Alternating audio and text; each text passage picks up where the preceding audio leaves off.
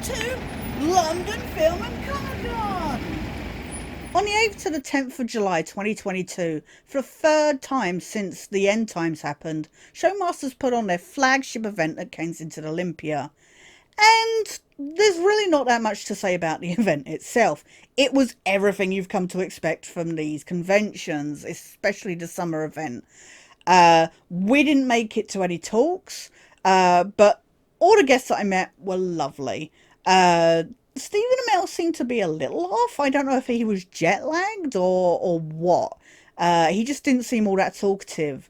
But everybody else, Andy Serkis, David Harbour, Mickey Dolenz out of the Monkees, Alex Kingston, they were all lovely, lovely people.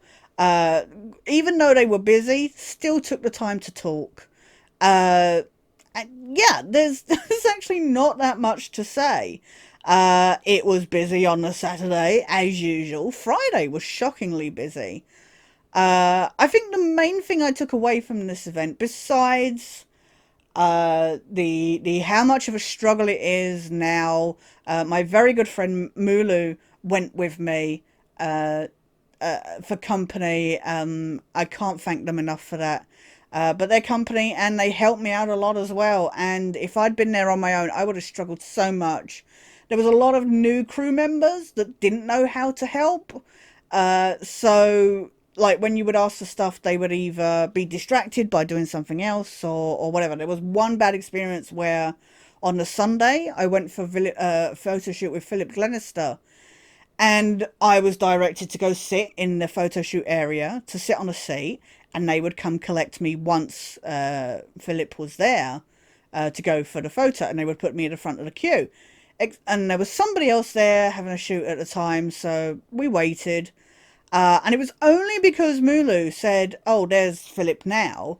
And then we saw all the queue being moved in and going up. Nobody came to get me. Nobody said anything. And we bumped into a red shirt crew member who said, oh, I didn't know that's why you were here. I did wonder. They did apologise to us. But otherwise, yeah, I would have been forgotten. And there would have been another situation like the Birmingham Collectomania event, where I just got completely ignored altogether and missed out on my shoot. So thank goodness for Mulu being there. But yeah, no, otherwise, there's not much to say. Besides, how much I struggled with that. The other thing I think really that I really wanted to talk about today, and why I've done this video, is because just experiencing the conventions from like from pre and post pandemic. Just experiencing as well the evolution from the November winter LFCC, then in February for the spring one, and now this, the summer one. It's been a really weird evolution to see things loosening up and becoming more relaxed, and yet at the same time still feeling quite restrained. Because in November, the winter LFCC was the first one back after the end times, and it was so strained and it was so weird, and just you couldn't go up and shake hands. You're still not allowed to go up and shake hands, but you're not taking pictures at tables, and everybody's like, how close do I get and how much do you talk? And yeah, it was really, really uncomfortable, like, and you could feel the frustration from the guests, like Ben Browder especially. He was like, he'd missed doing the event so much. And then he's like, yeah, it's still like this. You can't do the hugs, and going up for the photo shoots definitely was really strained. They didn't have, that first one, they didn't have the glass panel. I don't remember. No, they did. They did. Ignore me. They did. Because, yeah, because I wore Among Us cosplay to incorporate my face shield within my costume.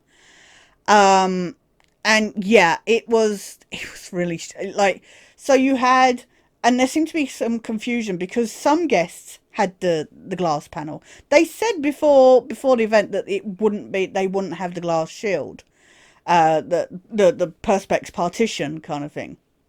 And then you get there and actually, and they made it look quite tasteful and that, except for one guest who went in a black top, so then they were stood against a black background with the shield, and they just looked like Holly out of Red Dwarf. But yeah, there did seem to be some confusion because, like, we went in for Marina Sirtis, and she put her arm out, and I thought she was going to put it behind me or something. So I stepped in, and she was like, "No, no, no, there's a pandemic, don't you know?" And she wasn't doing it nastily. There seemed to be some vibe off the photographer about that. But yeah, there did seem to be some confusion, photo shoot to photo shoot, how close you could get, and you understood that it couldn't be too close. But yeah, that was really strained and really awkward and really fearful, to be honest. This was before I got my booster. It's funny because I went to, we went away to that event. I didn't catch anything. And then at Christmas, I caught COVID. So yeah, it's funny that I went away, stayed away, traveled around London and that, didn't catch anything. And then literally I went for my booster before Christmas and caught COVID. But yeah, that was such a strange event. And then the February event was so relaxed in comparison. Again, like I say, you're still not taking pictures at the tables, still no handshakes, and still some awkwardness, but a lot less people wearing masks, which I was a little weary about. Because I still wore my face shield. And yeah, so you had that such a strained, awkward experience, and then slightly more relaxed in February, and then July was just, they're still not doing pictures at tables. There was a lot less signs up to say no desk photos at the tables. And yet when you would ask, they'd be like, no, that'd be a bit awkward. And you're like, especially like Tim Russ. We met Tim Russ out of Star Trek Voyager, and he was on the end of the tables, so he could have easily stepped out. But we said, "Can we have a picture?" And he's like, "It'd be a bit awkward." And we're like, okay." So you're just like, at this point, you're just like, just put the signs up. If it is, I don't know if it's a new norm that to get a picture is a rare event or what. But yeah, a lot of signs that were there, on purpose and visible and that for the previous events were gone, and they just expected you to be like, yeah, no pictures. But then I met Robert McNaughton out of ET at this summer event, and he was totally cool at taking pictures. So it seems to be just like, they need to be more like, not be so standoffish if you say, can I have a picture? Because some of them were a little standoffish. And you're just like, okay, I completely understand, but it would be nice to have some warning pre, getting up to the desk. But yeah, just to see how much, there was so few people going around with face masks on. And I don't remember seeing a guest with a face mask on. I could be wrong. I don't even remember Mickey Dolenz having one on, to be honest. And he's like 77 years old. We met a couple people at February's one that had face masks on. But yeah, I don't remember. But it's just been a fascinating experience to go through those, and especially to compare to how things were before pandemic. Especially because I went to the spring LFCC at the very end of February 2020. So yeah, it's just fascinating to see how things have changed and become so much more restrained and that. But Mickey Dolenz was doing fist bumps in the photo shoot area, so that was pretty cool. I wish more were doing like either fist bumps or elbow bumps. But a lot of people are just like very like, okay, this is my space, this is your space, which is fair. But when you're asking stuff and they're really struggling to, and you don't want to get too close, you're being very conscientious of how close you are. But they're like, hang on, can you repeat that? And you're like, I gotta shout through this face shield kind of thing. So yeah, no, it was just a fascinating experience to compare. And I know there's not much I have to say as a result, and it's that kind of thing that you have to experience to get the full feeling of just there's just an atmosphere, and how much it has changed is sad, and it's just the way things are now. But I am curious to see how it's gonna if it's going to evolve, and if there will be more normalcy, much like there was at this July event. Um, I think really my main thing from this whole trip actually wasn't even to do with the convention. It was to do with the hotel that I stayed at. Because I thought originally that I would be going on my own, I booked in at the hotel at the Hilton that is like a couple minutes up the road from Olympia. Yeah, it was a worst experience staying there at the posh hotel than just staying at a travel lodge. It was horrendous, and it did not help that it started out with so when I booked, I thought I was going on my own. And I booked a double room. I did check the prices for, if you booked for one guest or two guests. All the twin rooms had booked out, unfortunately, by the time I had the money to book the room. But anyway, I booked the room, and then my good friend, like I say, Mulu, said they could come. So I tried adding them to the room to get breakfast added. And there was this long palaver of getting passed from one person to the other on the phone. And they were like, oh no, I've spoken to the front desk and they said that it's going to be, essentially it would be like paying for myself again. It would be double price. The room would come to over, it would be about double the price that I'd paid originally. And I was like, what? I said, I need my carer there. I'm a disabled person. And they're like, oh no, we can't do anything about it. Blah, blah, blah. Anyway, we got there to the hotel. By this point, Mulu has booked their train tickets to go up in the morning, meet me in the morning, and then go back in the evening after the event each day for 3 days. Which again, come to enough as it is just for train tickets. But we made a complaint to the front desk when I checked in, and they said, no, you were told the wrong thing. And we're like, well, this is what I was told. And they said, no, like we might have charged £39 per night for the extra person. But otherwise, there's no reason why you should have had to pay essentially twice the amount. And I said, well, that's my fault. I said, that's what I found out. So they then tried adding Mulu, and I was like, no, they've already booked their train and stuff like that. But there was no compensation there. There was nothing to say, like, sorry for the absolute inconvenience. And then we got to the room. Okay, so I am in room 742.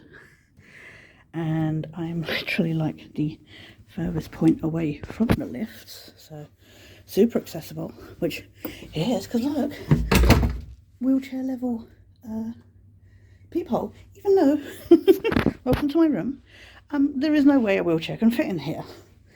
There are no handrails in the bathroom. Look how tiny my room is, bathroom is. The floor is super slippy. Ignore the we had to get a blow up seat thing to make the bath more accessible. But it is supposed to be it is it is supposed to be an accessible room because you have the emergency pull cords.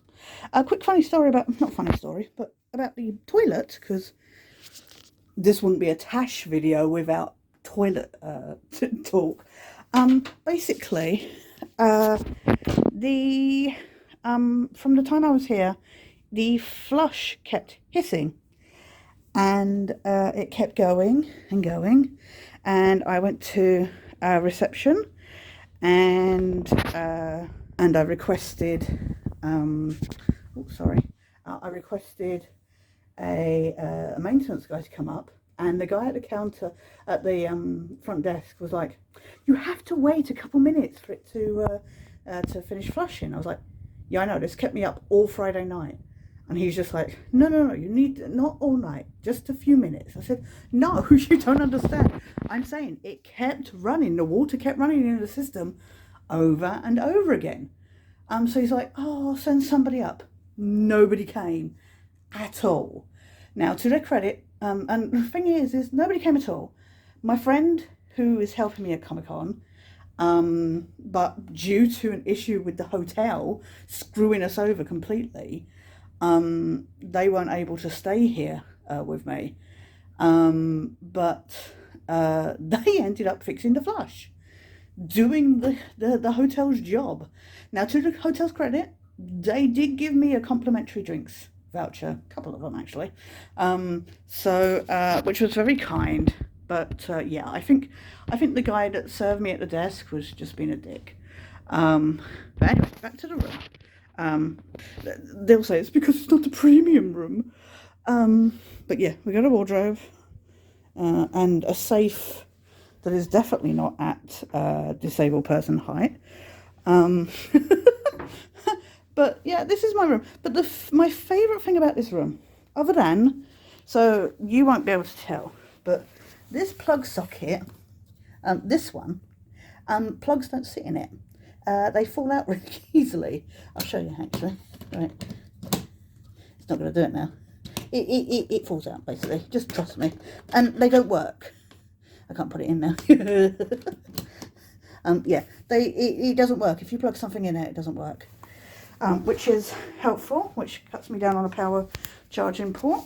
But my favourite part of this room is easily, other than the absolute, look at this amazing wall, people. Don't you feel homely and welcome? And there is no artwork here at all. There's no, at least at travel lodges, I'm at a Hilton hotel. At least at travel lodges, you have above this headboard thing, it would have like a coloured light. And then you would have a big picture on the background wall. Nothing. I mean, yes, it's textured wallpaper there, but yeah, this is so bland. It's insane. But yeah, my favourite part of this whole room, this is hilarious. Again, look how tiny that gap is. This is an accessible room where you can barely move around. My favourite thing is, tonight, Matthew, I want my own little perv corner. I'm not even kidding. So there's this little cubby hole that the curtains block. The curtains, which again are the only colourful thing about this whole room. And you come in here. Look, I can close myself in, people. Goodbye, room. I'm going to keep myself to myself. I don't want you. Go away. So this overlooks a nice office building. Hello, everybody in the office. There are so many at night. There are so many sirens that go blaring past. I wanted a first floor room, but there was a problem doing the whole check-in system that Hilton insists on you doing. So I ended up on the 7th floor instead. Again, very, very disabled conscious. But what I love about this perv corner, when you can watch over people working from this great height, is it even comes complete with perv stool. It's a fold-out stool. I thought maybe it was like an error for putting clothes on, but no, it's an actual stool. So yeah, enjoy your people watching while whoever is in the bed is in the bed. I guess I'll leave my private corner now. So yeah, that's a thing. That's the extra. That's your extra. They're like, right, we gotta get it up to code for your, what is it, 18 square meters or something. Let's put a really weird, on the mat, on the thing, when it says 18 to 22 square meters. This is what happens. Just your perv corner, your perv perch. Yeah, that's a thing. So yeah, this Hey again. Still me, still here. So yeah, this is the exploration of my room. Not impressed, to be honest. A bit overpriced and not very interesting. When you can say at a travel lodge it's like half the price is way. This is like you've paid for convenience. Oh, I didn't show you as well. So we got the broken toilet and the broken plug. I don't know if I can do this while holding the camera. Watch this. Watch how. Look. Hang on. Helps if I can see what I'm pointing at. Watch how. It's not going to do it now. It's so flimsy. It you try to open this and it's just shit. Also, like, it's supposed to be double glazed, but you can hear everything through this. You can hear the wind blowing through it. It's ridiculous. So yeah, no, they could have put a TV in the middle of this wall opposite the bed to make it more interesting. But no, apparently you've got to lay in bed, and if there's two of you, fuck the other person. I guess you're just supposed to lay on this side of the bed and watch from there. But yeah, that is that. Oh, I've knocked something on my phone.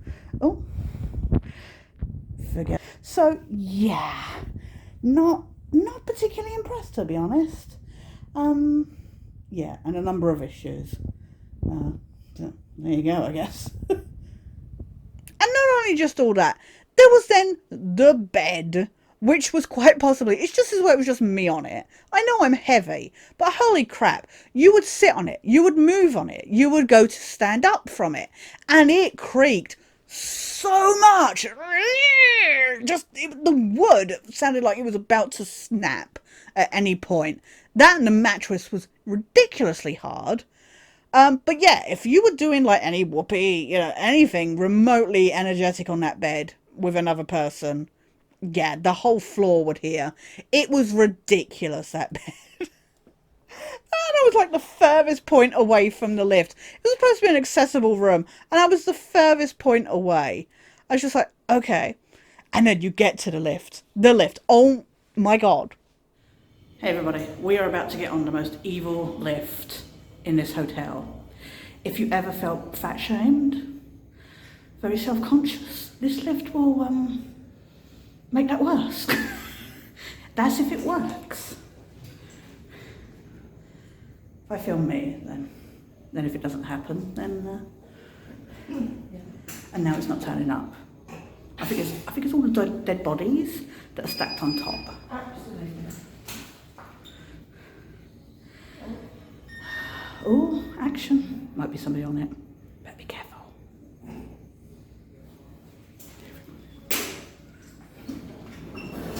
Oh no, here we go. So, Mulu is getting on. It might go up. Hello? Doors closing. Oh, fuck you. So, unfortunately, we didn't manage to get this on camera. But basically, there are a couple of times where myself and Mulu got on, just us. It was the only lift that went down to the restaurant.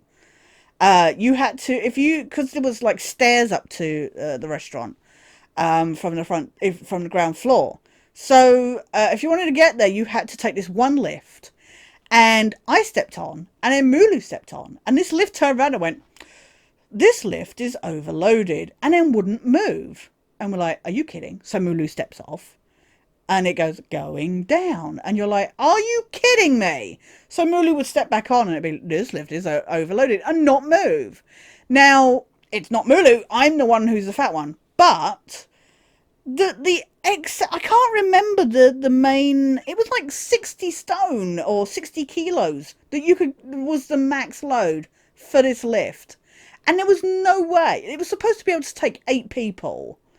There's no way we should have waited. I don't know. I started joking that there were bodies, like dead bodies on top of the lift that were weighing it down. It was that ridiculous. And then there was another time where I got on, there was another guy there, and then this skinny ass waiter gets on with a little tray, and it's like, this lift is overloaded. And the waiter stood there going, and I don't think he'd ever encountered it, because he didn't know what to do. And I said, no, it's not going to go the whole time you're stood there.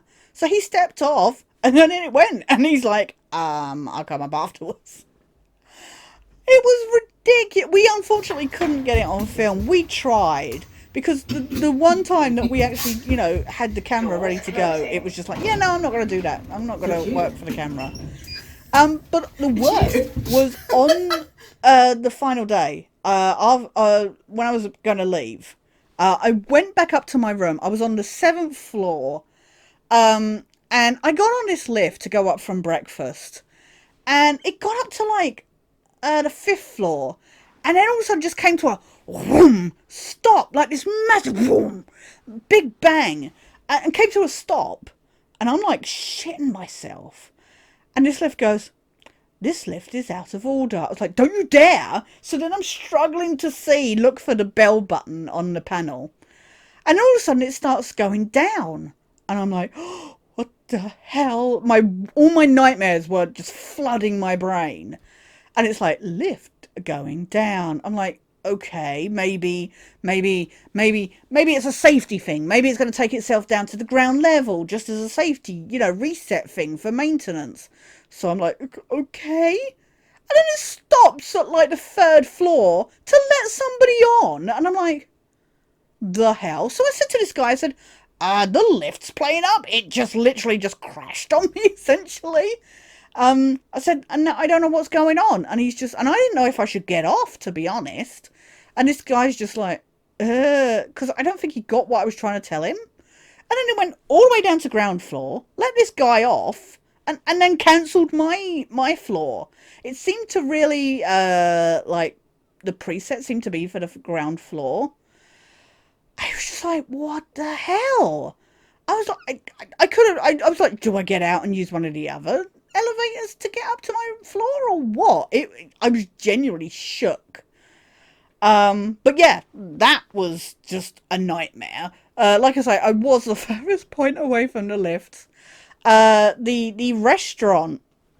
Oh my God. Again, I've stayed at Travelodge where they've had a little bar and, they've had like 1 or 2 people working, and yet they've managed to cover everything really well. This place, it had all these posh waiters running around, who can I help you, this, that, and the other, and yet they had next to nothing gluten-free from Mulu, who ended up just having a salad all 3 days. They barely ever had any items off the menu. So often they were like, we haven't got this, we haven't got this, we haven't got this.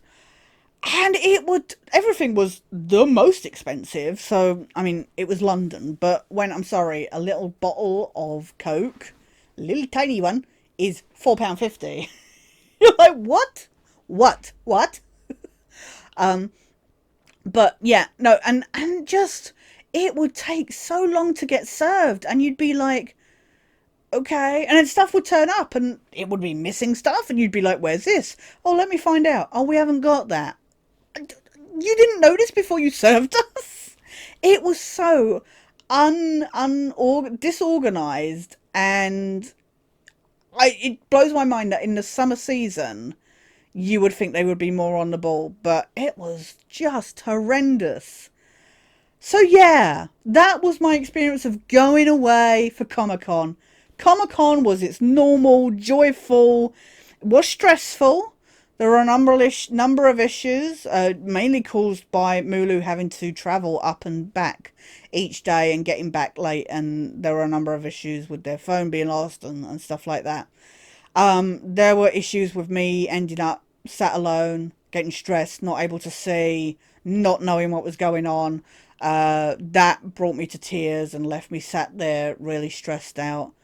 But otherwise, it was a fun trip. I can't thank Mulu enough for their amazing company. That was why I asked them along in the first place. But the fact that they helped me and made a trip like this possible for me, it's so difficult for me to, deal with the idea that I can't go to these things on my own anymore. Knowing how I would just go off on a train to Milton Keynes or to Birmingham and something. And I can't do that now because, I had to make my own way home on the Monday. And just to walk from the hotel, I knew where the station was, but I walked from the hotel and I couldn't see where the entrance was, and I walked past it and I walked back, and just, yeah, just not being able to do something simple like that was really upsetting, to just not even do something that I know the directions to. So yeah, I can't thank Mulu enough for going along with me. I'm looking forward to going to more. Uh, I'm really gutted Michael Ironside didn't make it to this event. He got moved to the winter one, so I guess I'm going to that one. Gutted that Robbie Coltrane had to cancel due to ill health. I really hope he's feeling better soon. But yeah, that was my holiday away to London Film and Comic Con 2022. Thanks to all the amazing help done by the crew, the volunteers at the event, especially the ones I know, that are always helpful and really friendly and a good laugh. Yeah, I can't fault it. Definitely, if you ever get a chance to go to these events, I know there's a lot held by different companies and stuff. Each company has its pros and cons, what it does well, what it doesn't do so well. I've always gone to the Showmasters events. I've gone to other ones, like MCM and that. MCM was a miserable experience. Showmasters I've always found have been super helpful. There are issues, but again, it depends how seasoned the crew members are on, and when they're used to you, and if they know, especially like this time I found a couple that didn't seem to. So you're supposed to get virtual queue tickets to get in queue, like for queues to, especially the big guests. And I went and collected my virtual queue tickets for everybody I needed to. And then we went up to a queue with my virtual queue ticket, and they were like, okay, just stand there. And it's like, no, the point is you're supposed to get a virtual queue ticket, and then your extra help wristband, because you can't stand for long, is supposed to help you get put into, uh, close to the front of the queue, once after your number has been called. And we said something to one of the crew members, and they were like, yeah, that's what I thought it was, but I don't know. This doesn't, and there seemed to be a lot of disorganization there. There were a couple of, there were a good couple of queues that just will not be monitored and kept an eye on at all. But yeah, no. Otherwise, I highly recommend Showmasters events. I've always plugged them. I've always recommended them. Really well run. I don't know what the situation is behind the scenes sometimes.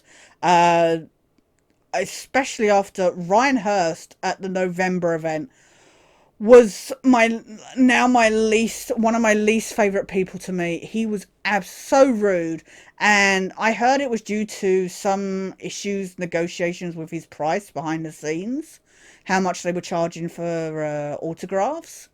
But he was super rude to me, and I was so disappointed. And again, you had to try and take some considerations because it was the first main one back after COVID.